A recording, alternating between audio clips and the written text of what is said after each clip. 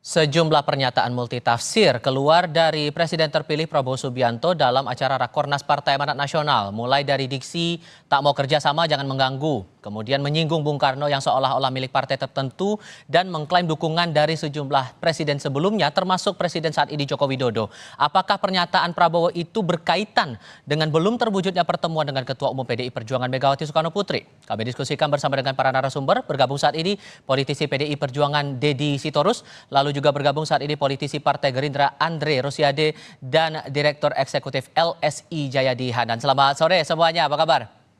Selamat sore, Mas. Terima kasih seluruhnya sudah hadir dalam diskusi kami kali ini. Bang Deddy, Bang Jai. Thank you udah mau gabung, Bang Andre. Oke lah, kemudian kemarin kepada kami Bang Habib bilang bahwa pernyataan yang soal apa tuh yang kemarin itu ya, masalah jangan ganggu-ganggu kalau tidak bergabung ke pemerintahan, itu tidak menjurus pada hal partai tertentu, normatif saja. Tapi kalau sampai menyinggung soal partai dan kaitannya dengan Bung Karno, kemudian dukungan presiden di luar Bu Mega, ada yang nanggapinnya bahwa ini lagi nyinggung partai tertentu nih. Betul atau enggak tuh? Nah, begini Stifal, kalau kita mendengar sebenarnya tidak ada masalah ya. Bahkan saya baca pernyataan Pak Ahmad Basara, Pak Said Abdullah, itu pimpinan PDI Perjuangan itu memberikan hal yang positif ya. Bahwa memang kita harus akui Bung Karno itu milik seluruh rakyat Indonesia. Beliau adalah presiden pertama kita, tokoh proklamator kita, pahlawan nasional kita, dan orang yang sangat-sangat berjasa dalam memerdekakan Indonesia. Sehingga pastinya memang Bung Karno milik kita semua, milik seluruh rakyat Indonesia, seluruh bangsa Indonesia. Jadi tidak ada masalah dengan pernyataan Pak Prabowo, dan saya baca pernyataan elit PDI Perjuangan juga tidak ada masalah. Saya bingung nih, tiba-tiba bikin acara beginian gitu loh. Karena ada yang menanggapi bahwa jangan-jangan lagi menjurus ke PDIP, karena kan afiliasinya terang itu ke Bung Karno gitu, Bang. Satu. Yang kedua tadi, pernyataan Mas Ganjar tadi, video yang ditayangkan itu juga sangat bagus ya. Perlu kita apresiasi. Mas Ganjar sudah menerangkan dari A sampai Z itu tadi. Bagaimana peran pemerintah, peran yang di luar pemerintah, dan peran yang berada dalam pemerintah itu juga sangat bagus pernyataan Mas Ganjar yang tadi disampaikan. Bang Habibur Rahman juga sangat baik. Jadi memang Tifa, saya rasa setelah kontestasi yang panas ini, kita saatnya saling bekerja sama, menenangkan perasaan, ya bersatu padu untuk membangun Indonesia. Apakah nanti posisi ada di dalam pemerintahan atau di luar pemerintahan, dua-duanya punya peran yang penting, yang sangat baik bagi bangsa dan negara kita. Ini yang paling penting. Dan terus terang, saya ingin sampaikan, kerjasama Partai Gerindra dengan PDI Perjuangan, sama Bang Deddy Sitorus yang ganteng itu hubungannya sangat baik. Di parlemen kami sangat harmonis, ya. Meskipun kami dalam kontestasi pilpres berbeda pilihan, bertarung di pileg juga. Coba tanya Bang Deddy itu. Kerjasama kami di parlemen, PDI Perjuangan dengan Gerindra sangat baik. Komunikasi pimpinan PDI, Mbak Puan Maharani, dan pimpinan Gerindra, Bang Sufmi Dasko, juga sangat baik dan harmonis. Jadi tidak ada masalah. Jadi kalau Kompas, saya ingin sampaikan, mari kita bikin acara yang sejuk-sejuk gitu loh. Masa nggak suka lihat orang harmonis gitu loh. Gitu loh. Kalau gitu saya coba ke Bang Deddy. Bang Deddy, ada yang menilai bahwa jangan-jangan ini lagi nyinggung PDIP nih, karena sampai sekarang belum menyampaikan secara tegas begitu posisinya di pemerintahan setelah Pilpres ini. Anda merasa ini memang lagi nyinggung PDIP atau gimana, Bang? Kalau teks dan konteks urutan semua kejadian, saya kira wajar saja kalau ada orang yang berspekulasi seperti itu. Itu kan nggak terhindarkan. Maka sebenarnya saya sangat berharap kepada Presiden-elek kita, Pak Prabowo Subianto, mungkin sebaiknya mengurangi. Karena kan beliau saya dengar begitu berapi-api bagaimana membangun kerukunan, kerjasama, kolaborasi.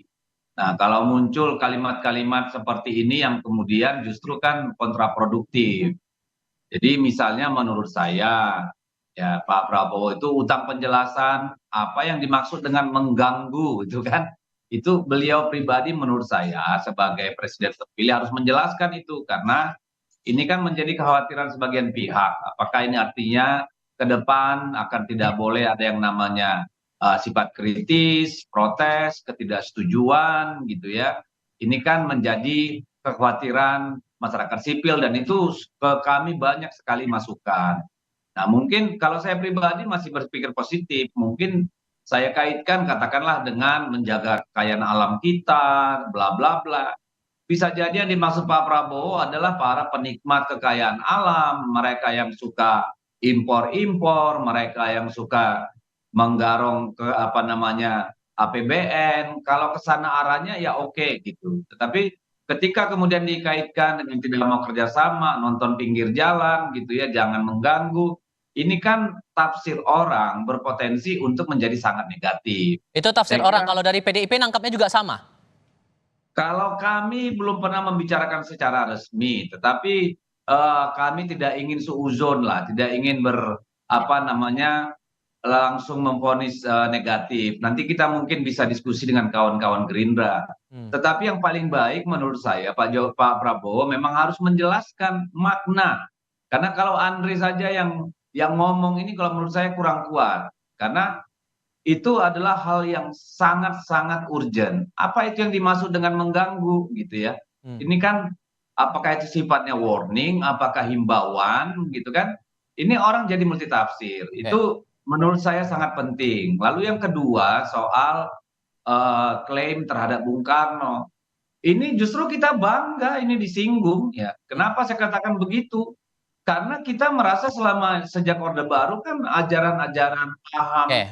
lalu kemudian jasa perjuangan Bung Karno itu kan dilakukan proses desoekarnoisasi oleh Orde Baik. Baru. Mhm. Ketika ada partai lain merasa bahwa Bung Karno milik seluruh rakyat Indonesia, sejarahnya dan paham-paham serta ajarannya termasuk Marxisme, kami Oke. bangga karena memang betul. Oke. Bung Karno bukan hanya milik bangsa, Bung Karno itu milik dunia. Oke. Dengan Asia Afrikanya, gerakan non-bloknya, dengan dukungan terhadap negara-negara Arab, Afrika untuk merdeka, saya kira Bung Karno itu milik dunia dan kami selama ini memang sendirian. Tidak pernah kami Oke. mengklaim, bahkan Baik. Pancasila aja kita selalu menyebut Bung Oke. Karno adalah penggali. Gitu loh. Oke. Jadi PDI Perjuangan juga tidak pernah merasa melakukan klaim tunggal terhadap Bung Karno. Oke. Oke, saya ke Mas Jayadi kalau gitu. Anda menangkapnya bahwa pernyataan Pak Prabowo dalam satu momen yang sama dengan 3 topik yang dirasa berbeda oleh banyak orang ini normatif saja atau ada maksud tertentu begitu Mas Jayadi? Iya, pidato itu kan konteksnya di acara Rakornas PAN, Rakornas Partai Politik kan. Satu. Yang kedua konteks lainnya adalah Pak Prabowo sebagai presiden terpilih sedang dalam masa transisi untuk menyiapkan pemerintahannya ketika nanti disumpah sebagai presiden kan gitu.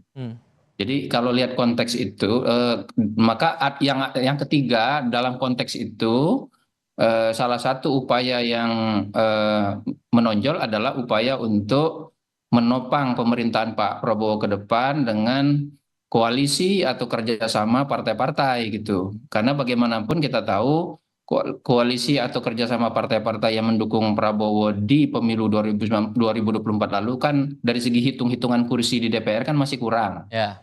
Ya, meskipun kan belum ada yang resmi menyatakan bergabung kan. Meskipun ada tanda-tanda dari Nasdem, PKB atau yang lainnya gitu.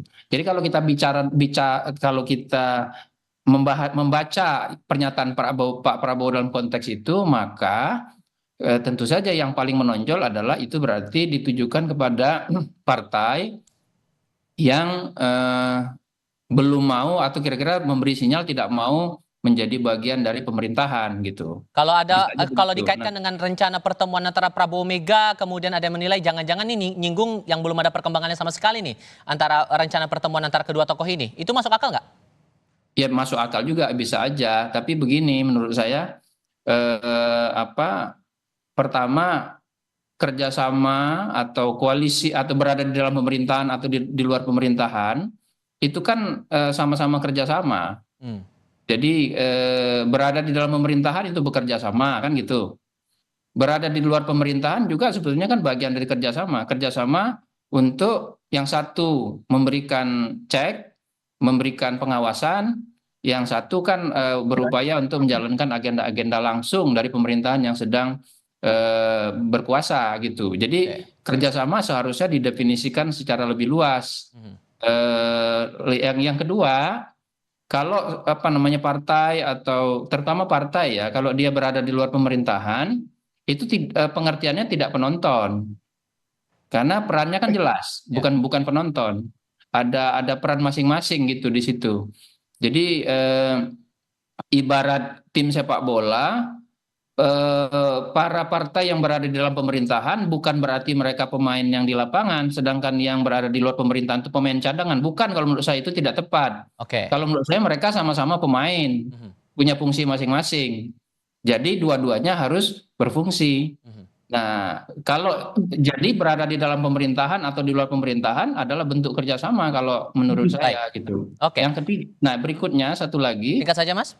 Satu lagi, membangun ya. Membangun itu kalau menurut saya bukan hanya ekonomi. Membangun itu juga adalah membangun politik, membangun demokrasi. Jadi kalau orang berfungsi sebagai bagian dari demokrasi, itu bagian dari pembangunan, begitu. Oke. Kenapa kemudian kami diskusikan ini, Bang Andre? Karena ada yang mengaitkan bahwa omongan yang disampaikan Pak Prabowo dalam acara PAN kemarin itu jangan-jangan berhubungan langsung dengan wacana pertemuan antara Pak Prabowo dengan Bu Mega yang sampai sekarang belum ada follow up-nya begitu, belum ada perkembangannya. Jadi gimana nih prosesnya, rencana untuk pertemuan dua tokoh ini, Bang, sebetulnya? Jadi atau enggak? Seperti yang disampaikan oleh Pak Muzani ya, Bang Muzani, Sekjen Partai Gerindra, bahwa Pak Prabowo dan Bu Mega tentu insya Allah akan bertemu. Nah, tinggal soal momen dan waktunya kapan ya.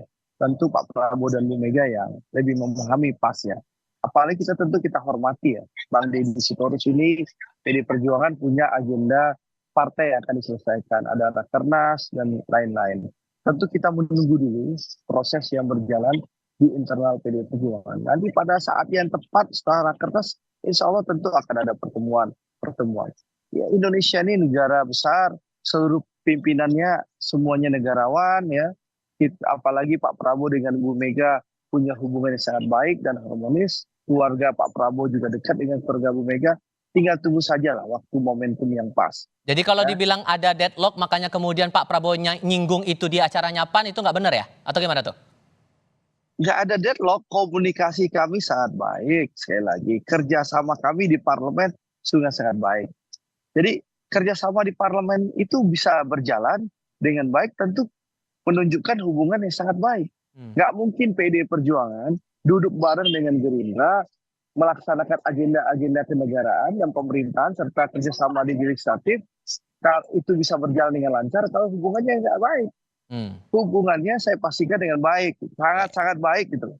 Gitu loh. Oke, kalau gitu saya confirm ke Bang Deddy, apakah kemudian ada faktor Jokowi nih yang membuat akhirnya pertemuan antara Bu Mega dengan Pak Prabowo ini masih belum kunjung berjalan? Bahkan sebelumnya kan kita ingat juga Mbak Puan juga sempat ditugaskan begitu untuk bisa mengatur bagaimana pertemuan ini berjalan begitu, Bang Deddy? Iya, kalau soal pertemuan, tadi saya sepakat dengan Andre, pada waktunya itu akan terjadi, karena tidak ada barrier psikologis, politis, ya, atau barrier-barrier lain yang bisa menghalangi atau membuat tidak mungkin Bu Mega bertemu dengan Pak Prabowo. Tapi soal kapan waktunya, kan tentu masing-masing punya hitungan sendiri, ya. Misalnya kami selama beberapa waktu ini masih baru selesai dengan urusan legal konstitusional di MK, ini berproses di PT UN kan gitu ya. Tim pemenangan juga baru kemarin dibubarkan kan seperti itu. Lalu partai sudah masuk pada agenda-agenda konsolidasi pasca pemilu. Kita kumpulkan semua anggota dan pimpinan DPRD dari seluruh Indonesia. Kita ketemu dengan kepala-kepala daerah dari seluruh Indonesia. Nanti tanggal 24 sampai 26 kita mengadakan rakernas. Jadi terus kita berputar. Kita punya kesibukan tersendiri dalam konteks kepartaian dan juga kebangsaan gitu.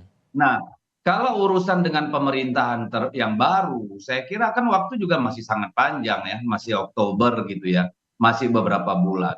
Nah, kami sebagai partai yang baru selesai melakukan pemilu dan pilpres, ini kan juga selain butuh evaluasi, butuh juga kami untuk segera berkonsolidasi dalam rangka pilkada. Oke. Jadi itu apa namanya proses yang nggak mudah karena kalau sekadar pertemuan pribadi Pak Pak Prabowo? Prabowo dengan Ibu Mega, saya kira kan itu anytime bisa dilakukan. Oke, Tapi kan orang tentu berharap pertemuan ini adalah dalam konteks politik tentunya, dalam oke, konteks pemerintahan gitu ya. oke. Nah, di PDI Perjuangan sendiri sampai hari ini belum pernah sekalipun membahas masalah itu. Hmm, Jadi kan nggak bisa ujuk-ujuk juga ini kan, oke, gitu loh. Jadi saya oke, kira nanti pada saatnya, apakah itu pasca pasca apa namanya Rakernas atau sebelum Oktober atau setelah Oktober, kami pastikan bahwa PDI Perjuangan akan selalu berjuang bersama pemerintah manapun, oke, tetapi memang posisinya yang bisa jadi ya, dan itu belum diputuskan juga. oke. Jadi saya kira nggak usah terlalu khawatir atau dipertentangkan soal pertemuan Ibu Mega Oke, dengan Pak Prabowo, baik. kaitannya dengan Pak Jokowi. Pak Jokowi soon will be history gitu loh. Oke, Jadi nggak usah dikait-kaitkan lagi apa sudah kami urusan. tangkap. Oke, sudah kami tangkap maksudnya Bang Deddy. Terakhir, Mas Jayadi, singkat saja, apakah ada hubungannya nih masalah peran Jokowi ini di antara pertemuan antara Prabowo dan Mega yang rencananya bakal berlangsung, tapi ternyata sampai sekarang nggak jadi-jadi juga? Ya menurut saya ada ya. Tadi clue-nya kan sinyalnya dari Bang Deddy jelas bahwa kalau pertemuan itu soal pertemuan pribadi nggak ada halangan apapun anytime bisa dilakukan. Tapi ini kan pertemuan politik. Nah kalau pertemuan politik itu kan terkait dengan ini muatannya apa? Apakah pertemuan itu cuma antara Pak Prabowo dengan sebagai ketua Gerindra atau presiden terpilih dengan Bu Mega sebagai ketua PDI? Mhm. Atau apakah di dalamnya juga ada agenda terkait dengan posisi dan peran Pak Jokowi yang akan dibicarakan juga dengan Bu Mega dan sebagainya. Apalagi di situ juga di koalisi Pak Prabowo sekarang ada Pak SBY misalnya kan. Nah kalau itu semua kalau aspek-aspek agenda itu belum jelas, maka memang perlu waktu untuk apa namanya memprosesnya. Oke, baiklah. Tentu perkembangan ini menarik untuk kita cermati bersama. Mas Jayadi Hanan, terima kasih. Bang Andre Rosiade, terima kasih. Bang Deddy Sitorus, terima Terima kasih juga kasih sudah hadir semua. dalam diskusi kami Terima kali ini. kasih. Selamat sore semuanya. Yuk, duluan Bang.